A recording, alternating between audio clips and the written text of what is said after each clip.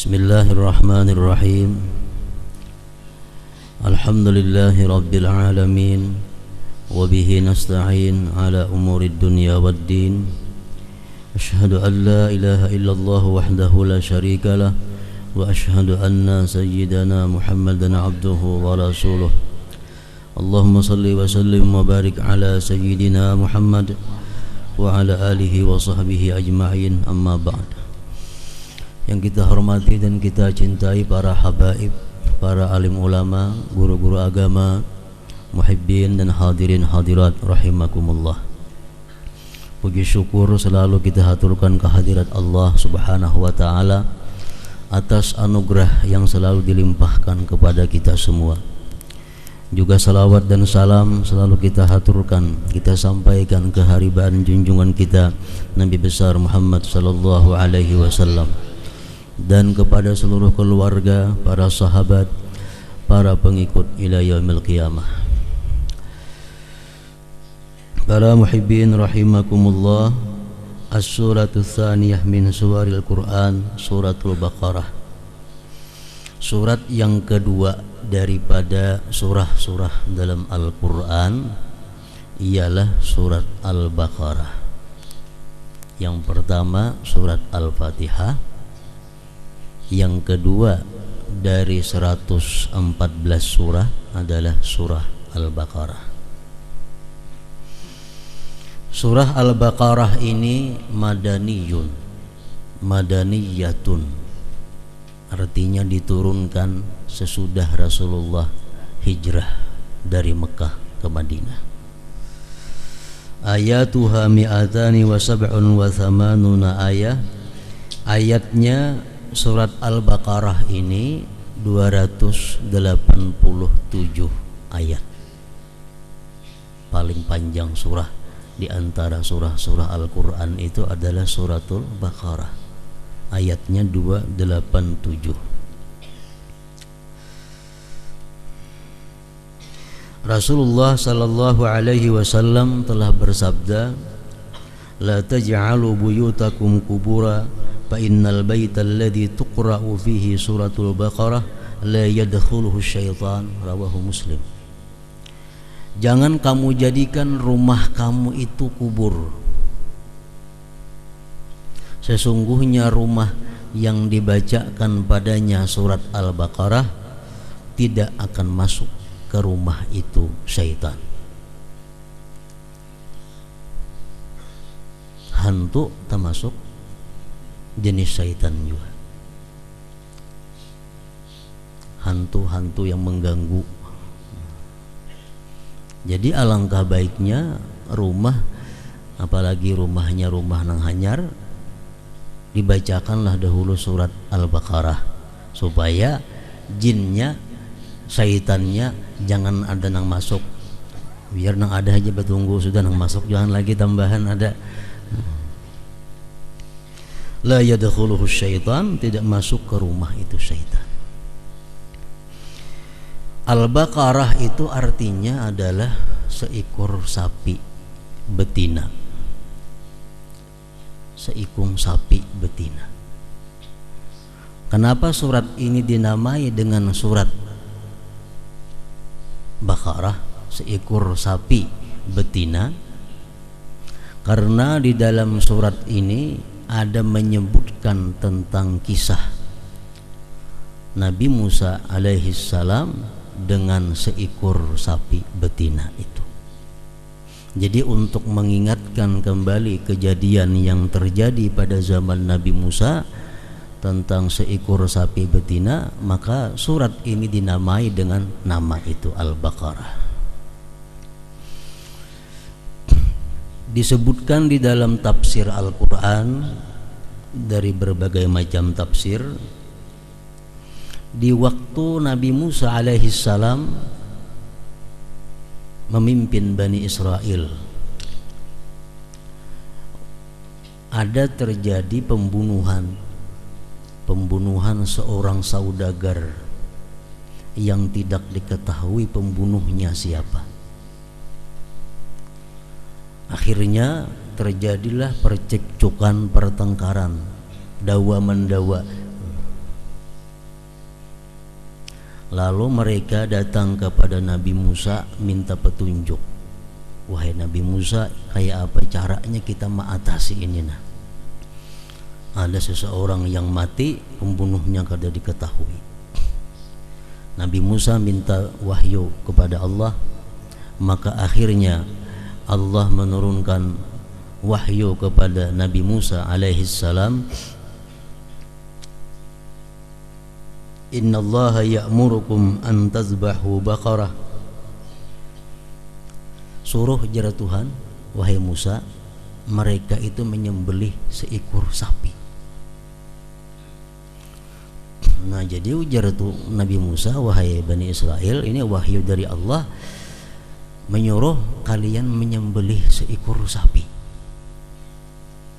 Apa hubungannya orang mati nang kada dapat pembunuhnya dengan sapi?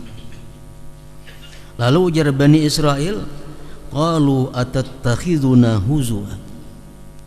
Wahai Musa, apakah engkau ini maulu-ulu kami? Apakah ikam ini mahulut-hulut kami? Qala a'udzu billah an akuna minal jahilin. Aku berlindung daripada Allah, daripada orang yang mengulu-ulu itu. Artinya aku kada mengulu-ulu, ajar Musa. Lalu mereka akhirnya percaya. Mereka bertanya, wahai Musa, sapinya itu macam apa nang disembelih? Apakah sapi anak atau sapi tuha? Padahal ujar Nabi kita Rasulullah SAW bersabda, andai kata mereka itu langsung aja menyembelih sapi cukup aja. Cuma mereka ini orang Bani Israel, orang yang dikenal dengan keras dan ceriwitnya, bertakun Nabi Musa, sapinya sapi anak kah sapi tuha kah wahai Musa? Padahal perintah cuma sapi, kan umum sapi itu. Cuma hendak jadi ngalih, sapi anak kah sapi nang tuha kah? Turun lagi wahyu kepada Nabi Musa, sampaikan kepada mereka, sapi itu sapi yang tuha kada, anum kada, penangah. Mereka bertanya lagi kepada Nabi Musa, wahai Musa, sapi itu warnanya apa?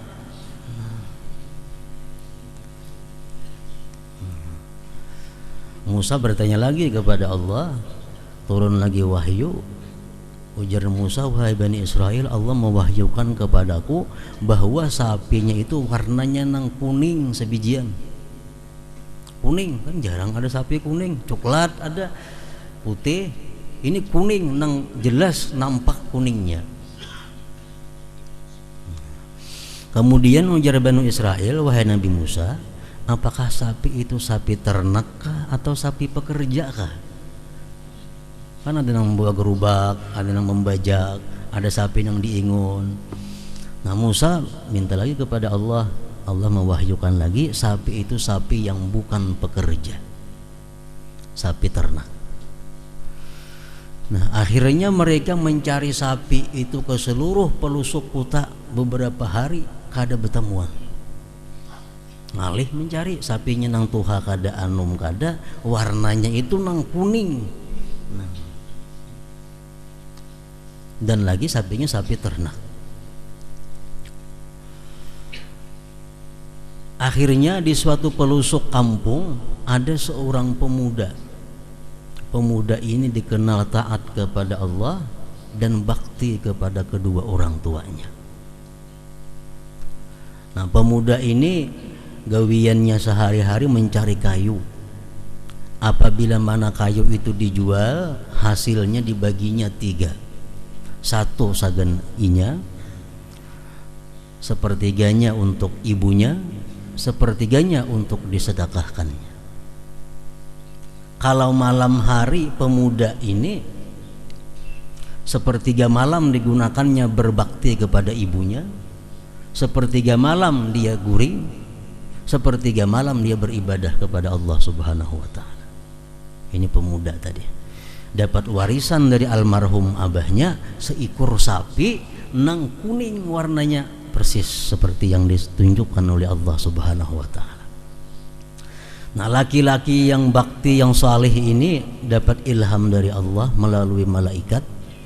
Artinya sapi ikam ini jangan dijual. kecuali harganya itu sepenuh kulitnya emas. Dikuliti kena sapi itu kan dikuliti, dibantang kena kulitnya, bila hibak itu emas, ayo jual.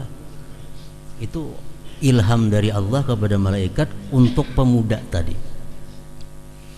Nah akhirnya mereka mencari ke sana sapi itu terdapat. Ujar pemuda tadi harganya kada kurang kada lebih pas. Begitu disembelih kena diurak kulitnya isi emas, bila hibak itu hanya ku jual.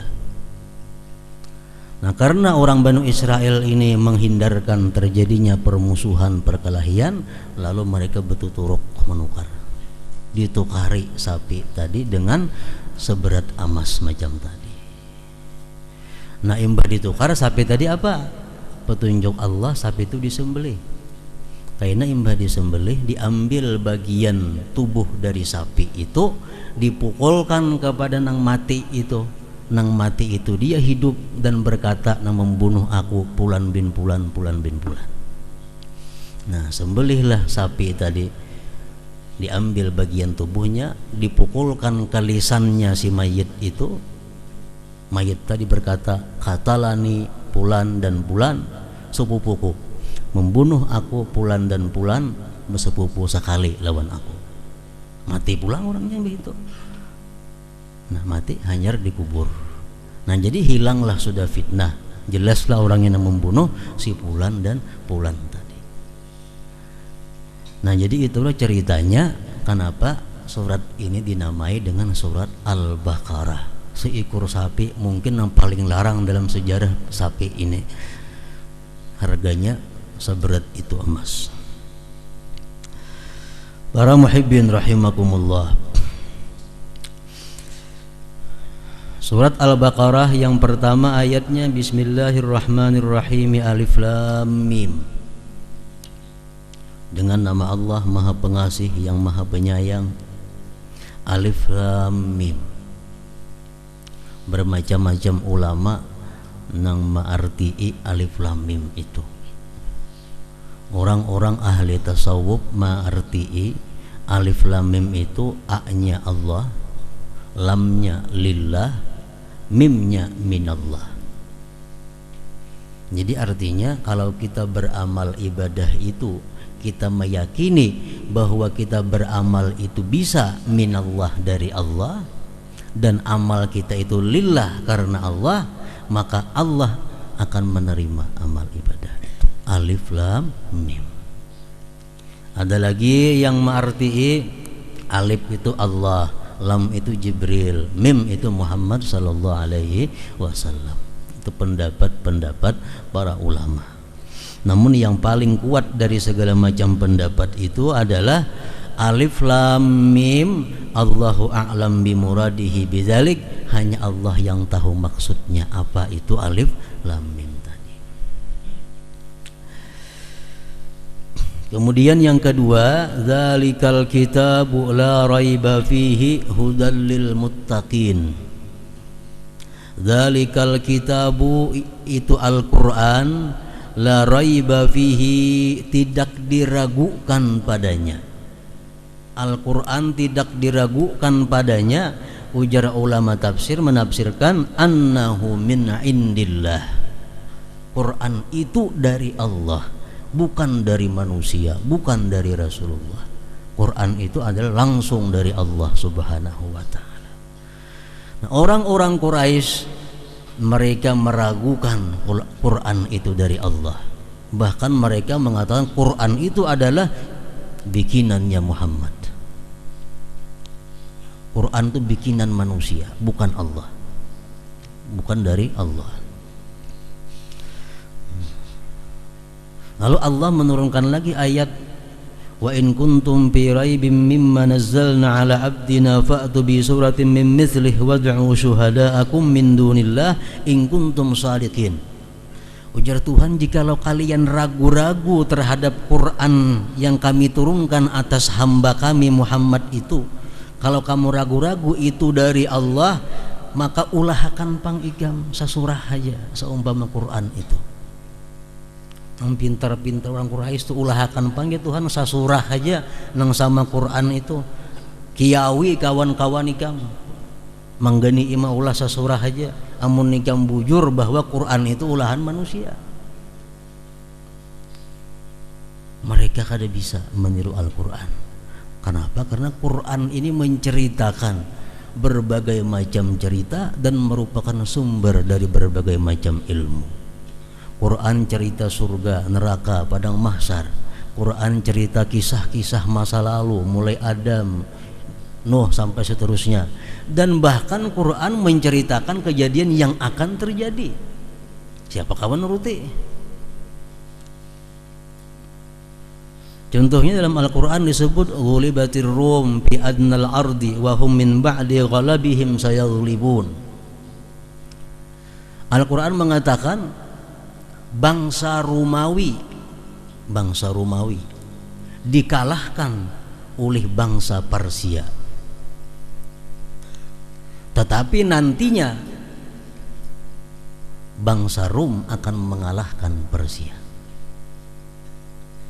Jarak antara turun wahyu itu kepada kejadian tersebut 7 tahun. Nah 7 tahun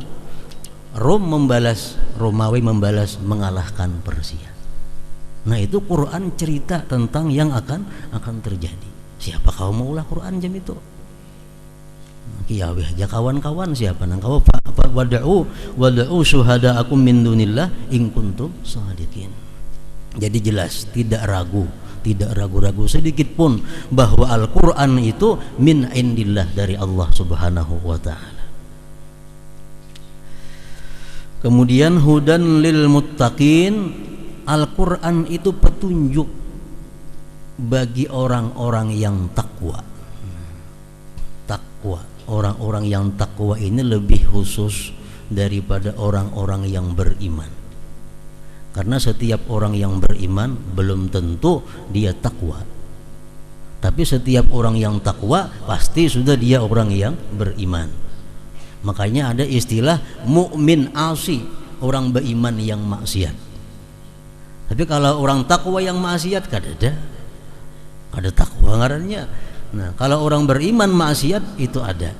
Artinya kalau orang beriman itu banyak masih yang menjadikan bukan Al-Quran pedoman hidupnya. Tapi kalau orang yang takwa, pedoman hidupnya, petunjuk jalannya hanya Al-Quran. Hudan lil muttaqin, petunjuk bagi orang-orang yang takwa. Jadi apabila kita selaku orang yang beriman hendak menjadi orang yang takwa, kan ada jalan lain selain daripada menjadikan Al-Quran sebagai petunjuk jalan dalam kehidupan ini. Dan Al-Quran mencukupi apa yang kita perlukan. Petunjuk apa yang kita cari dalam Al-Quran itu ada. Berdagang apa nang baik di Al-Quran ada. Usaha-usaha apa nang cucuk dalam Al-Quran. Semuaan kejadian yang kita perlukan ada dalam Al-Quran. Allah berfirman dalam Al-Quran, ma farratna fil kitab min syai. Tidak kami tinggalkan dalam Quran itu sedikit jua pun kada kami tinggalkan. Artinya cukup apa yang kita butuhkan. Amun kita kada tahu, pas'alu ahla dzikri in kuntum la ta'lamun, batakun lawan nang tahu.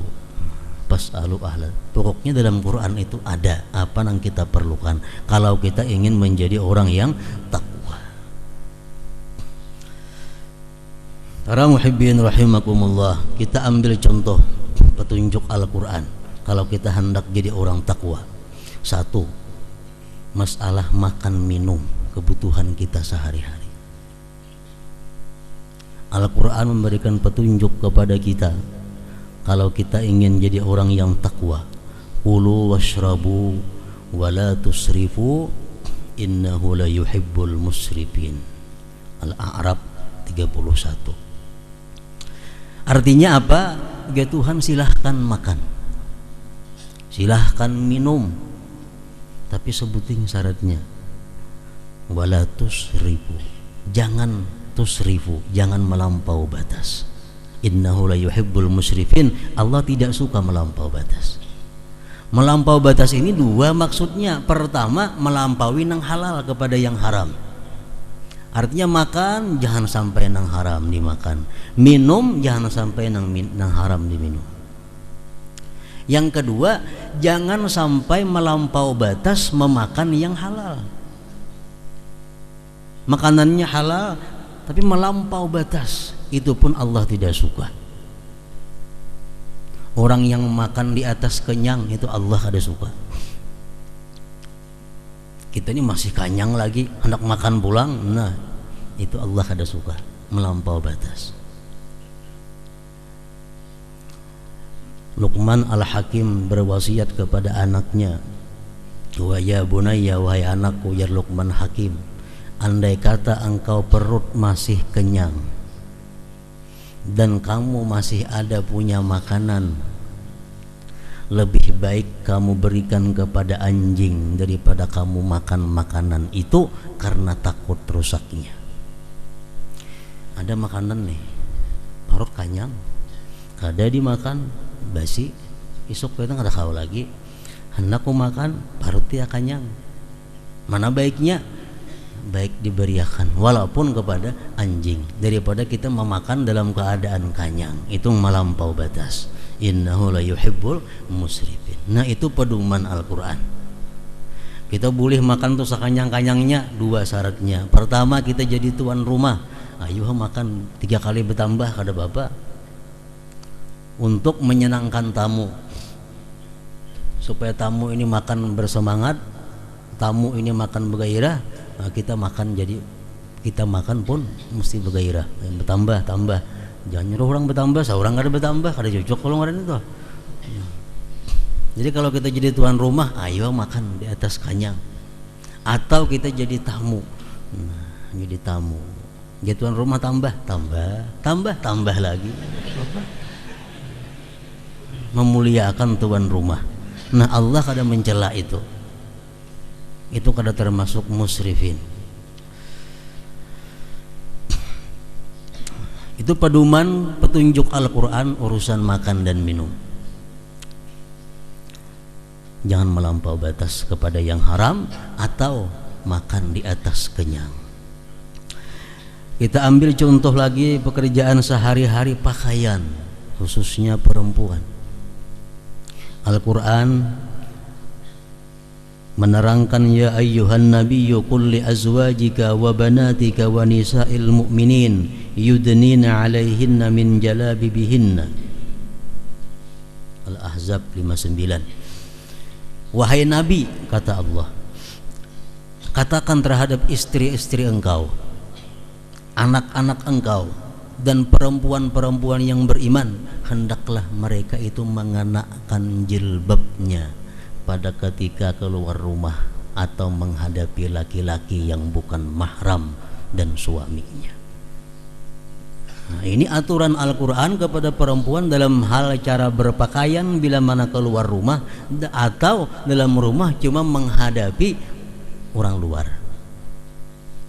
Jadi perempuan-perempuan yang beriman dan hendak naik tingkat kepada menjadi orang yang takwa, dalam hal berpakaian Allah memberikan pelajaran, mengenakan jilbab, mengenakan penutup aurat. Perhiasan, manusia berpakaian dan berhias, itu kebutuhan sehari-hari, makan, minum, pakai hias. Berhias, berindah-indah itu disukai oleh Allah Subhanahu wa ta'ala. Bahkan Nabi kita kalau musafir, beliau kada lupa membawa suroi, membawa calak mata. Itu tandanya apa? Beliau suka berhias. Cuma Al-Quran membatasi dalam berhias itu, wala amurannahum fala yughayyirunna khalqallah wa may yattakhidis syaitana waliya min dunillah faqad khasira khusranan mubina. Berhias babingking itu boleh aja, cuma jangan sampai merubah ciptaan Allah Subhanahu wa ta'ala. Jangan sampai kita berhias, kita berbaik-baik diri merubah ciptaan Allah. dapat laknat kita dari Allah dan Rasulnya. Nang rambut diberi Tuhan keriting, hendak dilurusi, merubah ciptaan Allah. Nang rambut lurus hendak dikeritingi, merubah ciptaan Allah. Gigi nang kada rata dikikir diratakan karena laknat Rasulullah. Beisi kaning dihalusi, ditipisi. La'ana Rasulullah an-namisat wal mutanammisat atau kama qala Rasul. Rasulullah melaknat perempuan-perempuan yang mengukir kaningnya. Apalagi kaning digundul gantian sepidol maginnya kada tujuh. Itu perempuan-perempuan yang kada tahu diri dan kada tahu malu. Kada malu lawan Allah, kada malu lawan manusia. Jadi kaning pemberian Allah itu jangan dirubah-rubah, apa adanya itulah sudah. Kada termasuk nang kita disuruh menghiasi itu kada masuk. Nah, jadi kita boleh berhias tapi jangan sampai merubah yang diberikan Allah untuk memperhias, memperindah. Kalau kita merubah yang diciptakan Allah karena untuk hajat, nah itu dimaklumi oleh Allah dan Rasulnya. Umpamanya mohon maaf orang yang dilahirkan dalam keadaan sumbing, lalu ini operasi dibagusakan, nah itu ada apa-apa karena itu hajat. Nah, itu untuk keperluannya, kada termasuk hal yang dilarang nah macam itu. Nah lain hal macam tadi.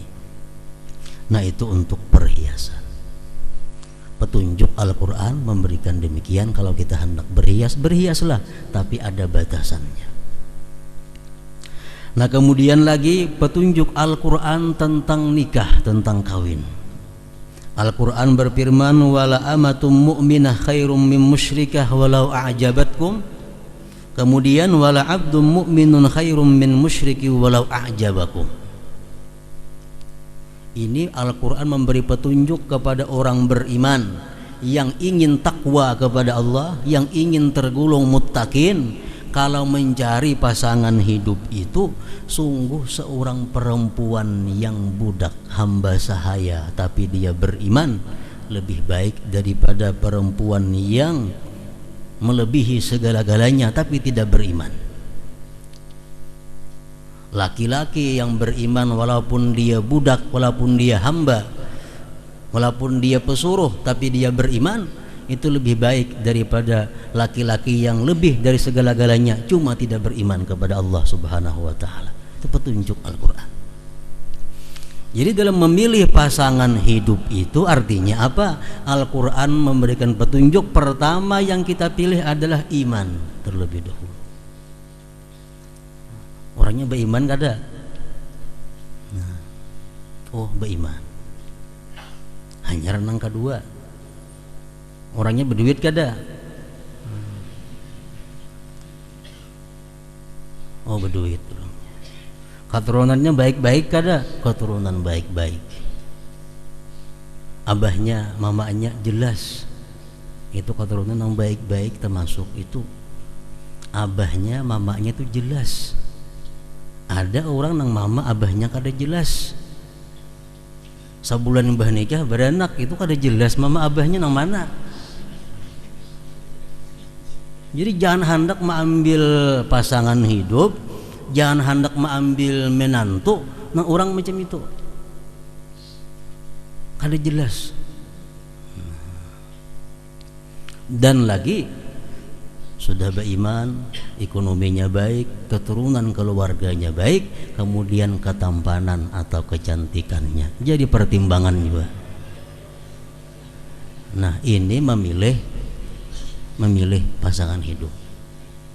Jangan berdahulu nang baiknya, jangan berdahulu tampan cantiknya. Masalah beriman kena gampang kau haji dilajari, bah ngalih melajarin itu, kada nyaman melajarin itu.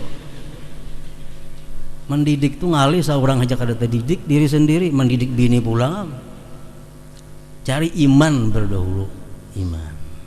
Nah, hanyar keturunan. keturunan, hanyar harta, hanyar ketampanan jamaluha.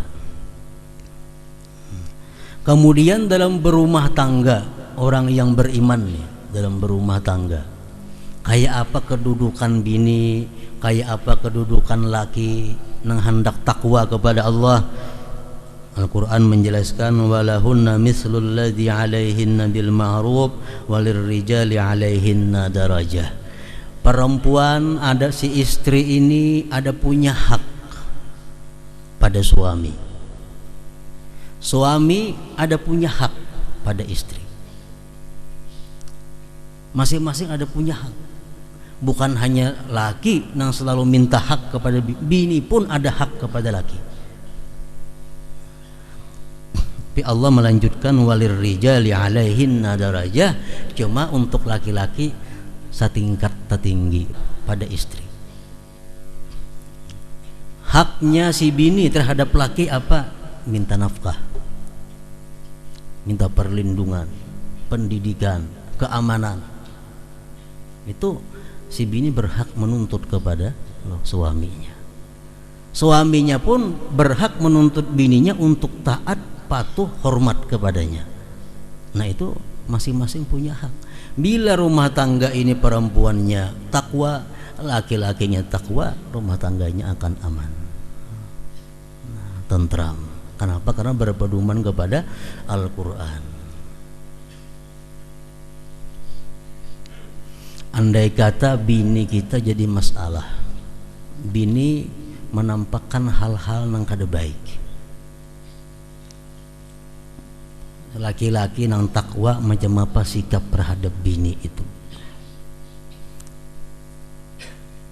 Al-Quran menjelaskan wallati takhafuna nushuzahunna fa'izuhunna wahjuruhunna fil madaji wadribuhunna fa in ata'nakum fala tabghu 'alaihinna sabila innallaha kana 'aliyyan kabira. Al-Quran mengatakan bahwa perempuan-perempuan yang sudah jelas mulai tampak durhakanya, kurang menghormati lawan laki, bersuara lebih banyak, tinggi kalimat nadanya daripada laki, ini petunjuk sudah gelagat durhaka. Si laki sebatiknya 4 poloma suara, nang laki 5 nya 8 nyaringnya. Nah, ini sudah gelagat durhaka. Kalau kita takwa kepada Allah, yang pertama tugas laki apa? Fa'izuhunna, berikan dia nasihat. Nah, aku memberikan nasihat, kada boleh macam itu. Aku ini bujur uyo, aku ini laki ikam. Bujur aku ini orang miskin, tapi aku ini laki ikam, wajib ikam hormat lawan aku. Bukan aku minta hormati, Allah Ta'ala nyuruh ikam menghormati aku. Nasihat kepada bini. Kada mau maasi dinasihati. Wahjuruhunna fil madaji', jangan dikumpuli, jangan dikumpuli, jangan guring sekamar. Inya kamar situ, inya kamar sini, punya 2 buah kamar, mensabuhannya inya di kamar, kita di luar. Jangan sekamar. Kada maasi juga tetap bebangat. Wadribuhunna, pukul mereka, pukul. Lawan apa? Mukul. Kayak bebangkih, gak ada macam itu. Bematian anak orang. Nah, wadribuhunna, pukul mereka. Ujar ulama tafsir menafsirkan pukul mereka dengan sapu tangan contohnya. Lawan anduk memukul. Ini pukul bukan menyakiti, kada, cuma tanda bahwa kita sangat marah kepadanya. Nah itu. Kada mampan juga dipukul, nah hanya berpikir untuk diselesaikan. Untuk diselesaikan. Jadi proses menuju talak itu jauh. Jauh. Hanya ada pertalakan itu. Fa in ata'nakum, jikalau dia sudah taat kepada kalian, perempuan ini sudah taat, fala tabghu 'alaihinna sabila, kita kada punya hak lagi untuk memukul, memisahi, di kamar misah ranjang, kada berhak lagi kalau sudah dia kembali taat kepada engkau. Nah, ini aturan Al-Quran kepada orang yang takwa dalam hal perselisihan rumah tangga. Nah, kemudian kalau si lakinya nang jadi masalah, bini-bininya baik, cuma si laki ini punya sesuatu sifat yang menyebabkan si bini ini kada kawa menghormati laki. Si laki-laki ini punya sesuatu yang menyebabkan bini ini kada kawa mencintai lakinya. Apakah si perempuan ini tersiksa dalam keadaan demikian? Kada demikian. Al-Quran memberikan jalan keluar yang baik. Dalam Al-Quran disebutkan, fa in khiftum alla yuqima hududallah fala junaha alaihima fima ibtadat bih tilka hududullah wa ma fala ta'taduha wa may yata'adda hududallah fa ulaika humuz zalimun. Kalau si perempuan ini sudah melihat gelagat bahwa inya itu kada kawa mencintai lakinya, kada kawa hormat lawan lakinya, kada kawa sayang lawan lakinya, itu dia boleh mengusulkan kepada lakinya atau kepada hakimnya untuk minta cerai dan mengganti kerugian jujuran. Dalam istilah fikih khulu ngarannya. Khulu. Karena si laki mempunyai cacat atau apa, baik akhlaknya, baik sifatnya, baik bentuk tubuhnya, yang mana si perempuan kada kawa lagi menghormati si laki ini, menyayangi, mencintai, kada kawa lagi hatinya. Nah, inya boleh mengusulkan kepada itu. Dan kalau hakim memutuskan, si laki mesti menceraikan. Ujar kita tebus sayang ngarannya. Nah, ganti mahar. Berapa dulu maharnya? Bulikahkan. Nah, itu Islam. Kejadian di zaman Rasulullah, seorang perempuan yang bernama Jamilah binti Abdullah, berisi laki ngarannya Sabit bin Qais. Jamilah datang kepada Rasulullah, wahai Rasulullah, ulun kada kau mencintai laki ulun. Jenapi kenapa garang? Bukan karena perangainya, ada perangainya baik, agamanya baik. Bapak apa ajar Nabi? Cuma kalau tak kumpulan kakawanan, laki ulun tuh paling hirang orangnya. Kalau tak kumpulan kakawanannya, laki ulun tuh paling rendah orangnya. Dan paling indik, paling kada bungas laki ulun. Jadi ulun kada kawa mencintai. Nah, dipanggil Nabi kita Sabit bin Qais. Ujar Nabi, wahai Sabit, Nabi Nikam datang kepada aku, kayak ini kisahnya. Nah, ujar Sabit, aku sebelum wahai Rasulullah siap mencerai, cuma ganti kerugian. Kan menjujur apa segala macam. Akhirnya diganti. Nah, jadilah khulu dalam Islam ngarannya. Itu jalan keluar bagi bini-bini. Nah, lain halnya kalau bini-bini ini minta cerai kepada lakinya karena terpikat laki-laki lain, itu haram mencium bau surga. Laki ini sudah ada laki-laki lain, hati tergoda ke situ, nak minta cerai lawan laki yang ada, nah itu berat. Faharamun alaihi raihatul jannah, haram atasnya bau-bauan surga. Para muhibbin rahimakumullah, walhasil apapun yang kita perlukan dalam kehidupan sehari-hari, baik dalam rumah tangga, makan, minum, pakaian, dan bermasyarakat, Al-Quran secara jelas nampak memberikan petunjuk bila mana kita ingin menjadi orang yang takwa kepada Allah subhanahu wa ta'ala. Nah, itulah maksudnya daripada dzalikal kitabu la raiba fihi hudan lil muttaqin, petunjuk bagi orang-orang yang takwa. Ada masalah, kembali kepada Al-Quran. Ada masalah, kembali kepada Al-Quran. Al-Quran akan memberikan solusi jalan keluar yang paling baik.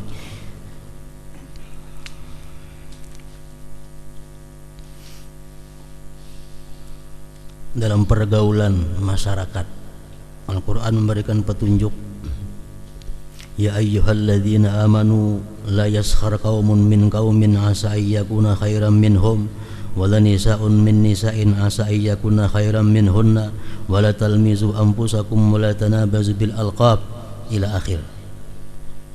Dalam kehidupan bermasyarakat, Al-Quran memberikan petunjuk, hai orang yang beriman, janganlah mengulu-ulu, menghulu-hulu, merendahkan satu kaum dengan kaum yang lain. Janganlah merendahkan satu kelompok yang lain. Dan janganlah perempuan yang satu merendahkan kepada perempuan yang lainnya. Barangkali yang direndahkan itu lebih baik daripada yang merendahkan, kata Al-Quran.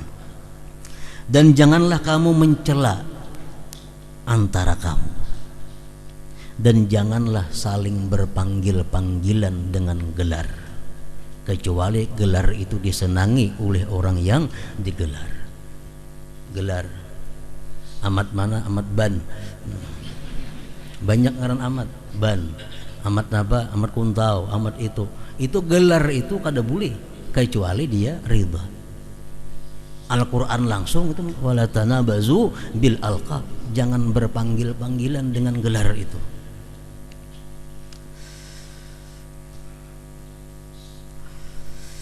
Ya ayyuhalladzina amanu jtanibu katsiran minadh-dhann inna ba'dadh-dhanni ismun.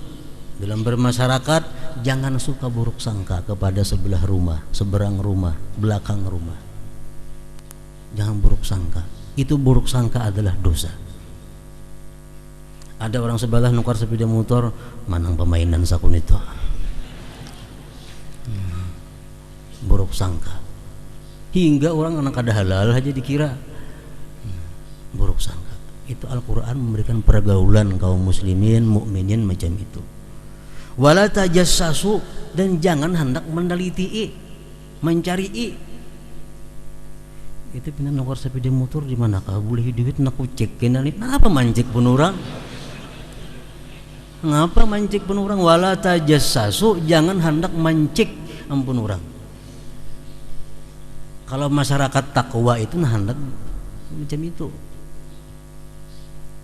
Wala yaghtab ba'dukum ba'dha, janganlah menggibah sebagian akan sebahagian. Jadi Al-Quran bermasyarakat, jadi pegawai negeri, jadi pejabat, semuaan diatur dalam Al-Quran supaya apa? Semuaan menjadi yang takwa kepada Allah Subhanahu wa taala. Hadratin Nabi sallallahu alaihi wasallam. Al-Fatihah. Iyyaka na'budu wa iyyaka nasta'in. Ihdinas siratal mustaqim. Siratal ladzina an'amta 'alaihim. Asyhadu an la ilaha illallah wahdahu la syarika lah. أشهد أن سيدنا محمدا عبده ورسوله لا إله إلا الله أفني بها عمري لا إله إلا الله أدخل بها قبري لا إله إلا الله أخلو بها وحدي لا إله إلا الله ألقى بها ربي لا إله إلا الله قبل كل شيء لا إله إلا الله بعد كل شيء لا إله إلا الله يبقى ربنا ويفنى كل شيء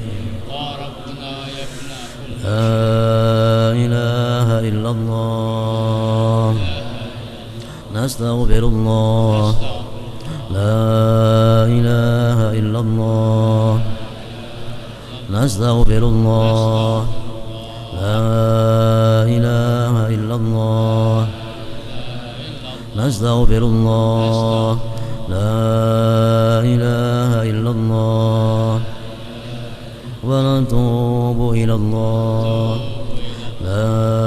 إله إلا الله محمد رسول الله صلى الله عليه وسلم فيا أيها الرجل منه شفاعة صلوا عليه وسلموا تسليما